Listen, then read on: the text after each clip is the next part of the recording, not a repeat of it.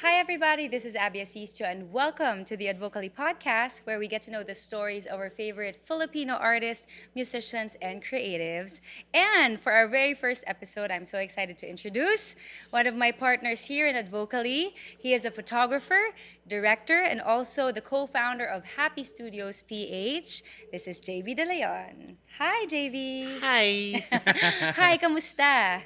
Ayos naman. Ayos naman. Ito, nasimulan na natin ang Advocally. Oo nga eh, ang bilis. Ang Ang bilis. bilis, ang bilis. Pero marami nagtatanong, ano ba ang Advocally and why did we start this company? Basically, Advocally is we really founded Advocally because we found out na parang nung pandemic nga, ang daming, especially the artists, ang dami talaga nawalan ng trabaho. And even me, personally, ang tagal kong natenga. I don't even, umabot na ako sa mental health. At it was really hard for me to process things. But then again, I told myself, how can I create something na I can, help others, but at the same time, I also help myself. Yes. Kasi you cannot help others when you cannot help yourself, Correct. diba? So, yun nga, nagtayo ng studio, and then from putting out the studio, we created the idea lang is to really create more content inside the studio. Yeah, for Happy Studios. For Happy Studios. And then, until na nag-brainstorming and all that, we had that idea of, why not create, digital concerts? Since I'm also directing concerts Yeah. before, or You've been doing music videos na rin. music videos and all that. Sabi ko, pwede naman natin gawin in the studio, in a safe environment, So, yun na, ginawa rin yung Advocally to promote local artists and at the same time, their advocacies as well. Yeah. So, yun, kaya siya natayo. I think that's one of the things that sets it apart also yung Yeah. advocacy side. Right. Pero in terms of the material that you put out, kasi you just released my concert. I'm so happy. I did my first digital concert during the pandemic with Advocally. So thank you so much, guys, for doing that with me. Pero I could honestly say na sobra kong proud dun sa ginawa namin. And sa mga nanonood, ang dami kasing mga prod outfit na pwedeng mag-produce ng show. Minsan nasa bahay tayo, meron tayo ng mga sariling mic, pwede tayo mag-shoot with our cameras, kahit cellphone lang natin, we could produce content. What makes the Advocally videos and concert series different from the other ones? So, in the environment of shooting the whole process, even the audio guys, I let them be.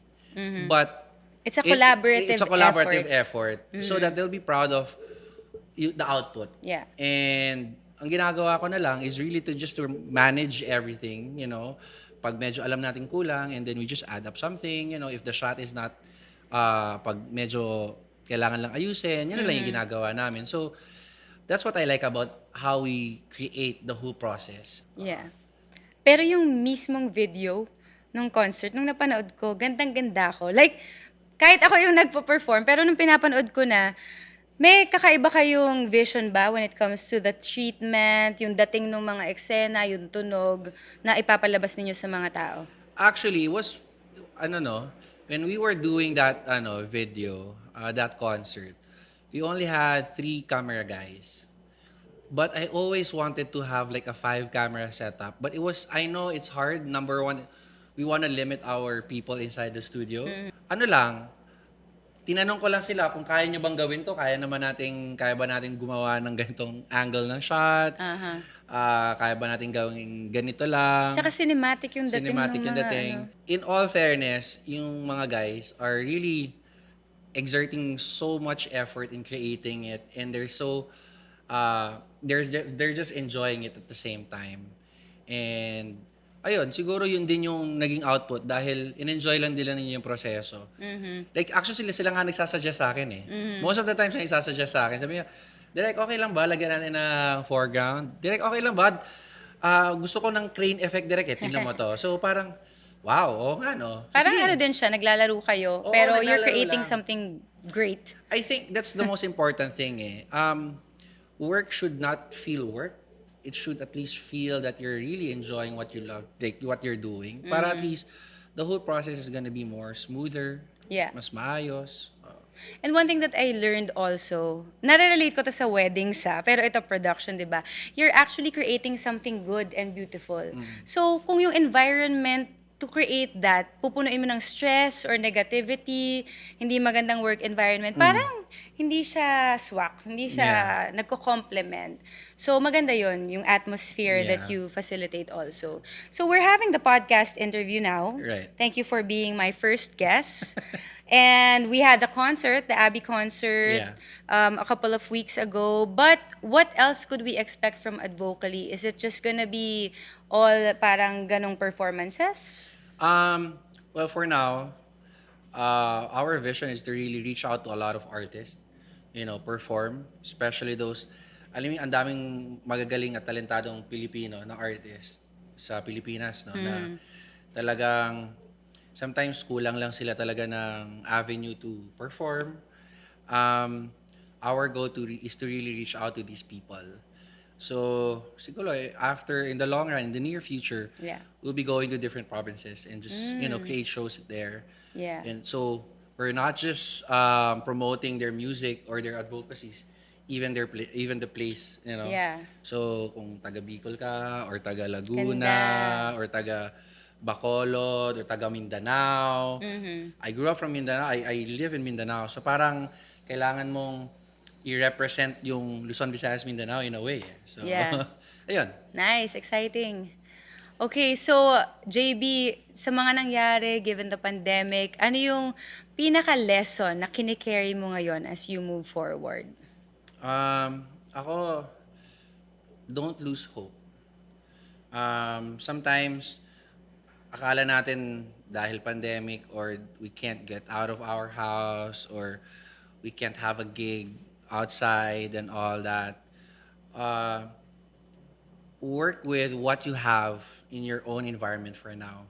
Kasi yung environment na yon, pag sobrang galing mo na dun sa environment na yon, it's just gonna overflow outside. And ano lang, siguro patience din, you have to be patient. Use this time. If you can't go out, use this time to learn. Use this time to plan. Use this time to just enhance what you have. You can use all this. So use that in your own advantage. Totoo yan, JB. Never lose hope. Be patient. And know that there are people who are willing to support you and help you. And like what you said, Advocally would want to tap different artists here in the Philippines. Pero in different parts of the world also, diba? Yeah, definitely. Eventually. Parang we want to provide that avenue. Nakakakilig, actually. We had some of our guests join us na for the stuff that we've been shooting here on Advocally. And yung makita lang sila na tuwang-tuwa that they got to perform again, Yeah. nakaka-fulfill na ng puso. Yeah. And we wanna help amplify your voice. Kumbaga, mas maraming makarinig. For sure, may mga nakikinig na at nagsusuporta. Pero siguro, one of our goals also is to provide another platform to Right. spread that. Ayan, really exciting times for you, JB. Yeah, for us. For us and for Advocally. And maraming salamat na kayo ay parte ng aming journey. This is only the first episode and we're looking forward not just to getting to know the artists and hearing their stories, but also seeing them perform during the Advocally series. So again, my name is Abby Asistio. Thank you so much for joining us for our episode. We would also like to thank Mikkel, Mix Machine, Happy Studios PH, and DOOH for making this possible. And we hope to see you again for our next Advocally podcast.